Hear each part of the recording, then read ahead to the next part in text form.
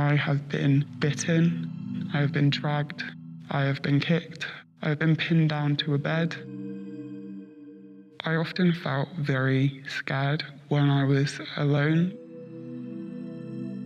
A carer is somebody who provides care for individuals who are vulnerable in some form. They might be the elderly, they might have dementia, or they might be young and have autism or learning difficulties.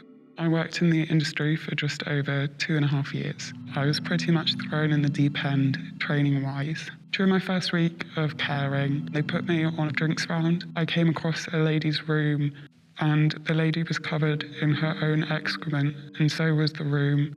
She was cold and shivering, and it was evident that another carer had already been in there and seen the state that she was in, and they'd basically taken off their gloves, put them on the floor, and walked away from her and hadn't called for help.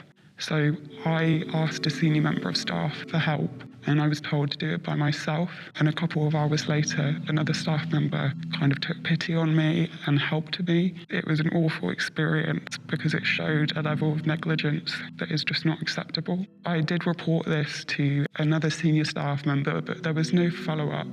During my time in care, I met some really highly motivated people who were absolutely incredible at their jobs, but these people were few and far between. I unfortunately did witness a number of cases of abuse.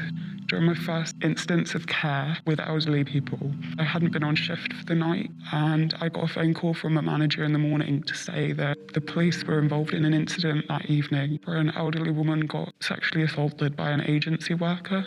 After that event, I didn't feel like I could trust colleagues properly. I always wondered if they had an alternate motive for working in a home. Abuse towards young people in care homes is particularly prolific and mostly unregulated because individuals with autism can sometimes self-harm through biting or kicking or head slamming. You'll often have to put them in a restraint to remove them from that situation or prevent further harm. But these restraints are often not done right due to a lack of training and consistency and major understaffing. Some staff could be particularly aggressive to these young people, would swear at them.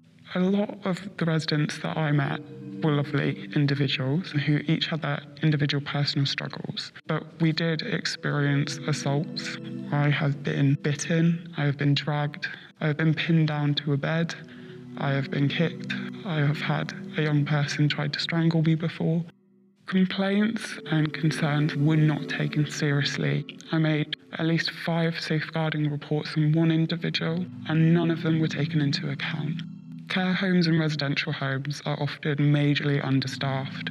When you are understaffed, it puts an enormous strain on the individuals who are left to care. One of my homes, for example, there were 3 of us for 22 individuals, most of whom had dementia, and we had a broken down lift. Sometimes individuals require more than one staff member to care for them. On one occasion while I was working with young people, we had one individual who needed 4 staff members at a time, and down the corridor we had another individual who needed a similar number. And that day we were so understaffed that a member of staff was forced to care for both of these individuals by themselves.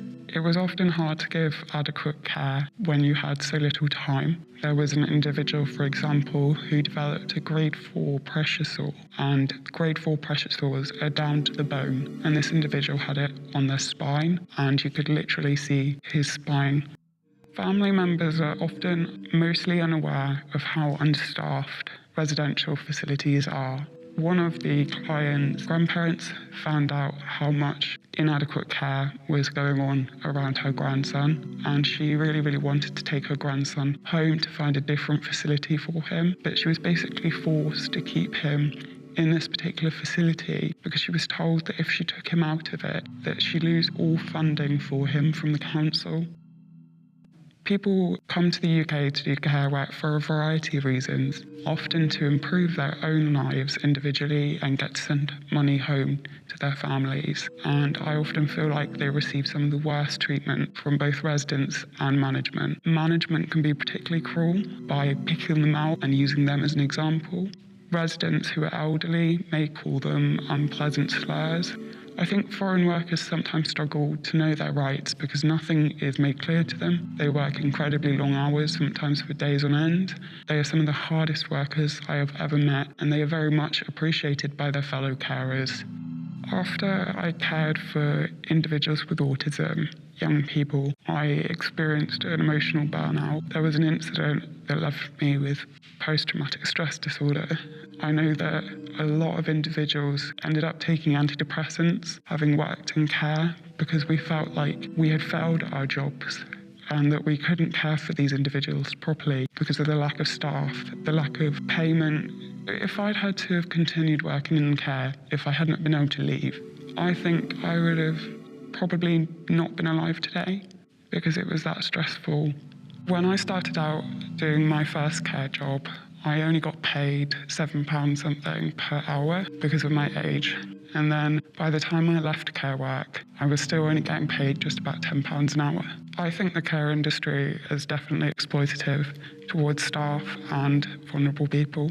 I think that vulnerable people are often seen as money signs by management rather than the individuals they actually are.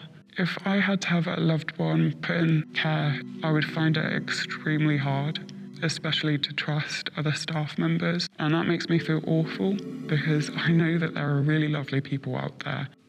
Caring can be a life-changing experience in both good ways and bad ways.